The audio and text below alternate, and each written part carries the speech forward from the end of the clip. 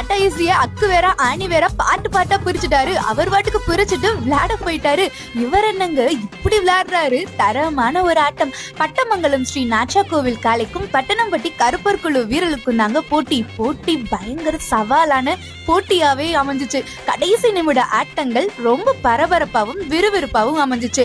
மஞ்சள் உரல் பதித்து திடலை வட்டமாக்கி, வட்டத்தை வடமாக்கி, பனை ஓலை வட கயிறாக்கி, பார்ப்பவர்கள் கண்கள் தெறிக்க, விண்ணை மண்ணாக்கி, மண்ணை பொன்னாக்கி, பொன்னை பொக்கிஷமாக்கி, எரிமலையில் கிளம்பும் அக்கினி கொழுந்தாக, தும்புகள் தெறிக்கும் இருவர் பளிங்கி கண்களால் பாதாளத்தையும் வெல்லும் யமனின் ஆட்டமே இதுதான். வடமஞ்சு விரட்டாம் அப்படின்னு ஆடிய காளைக்கும் வீரர்களுக்கும் சரியான போட்டிங்க.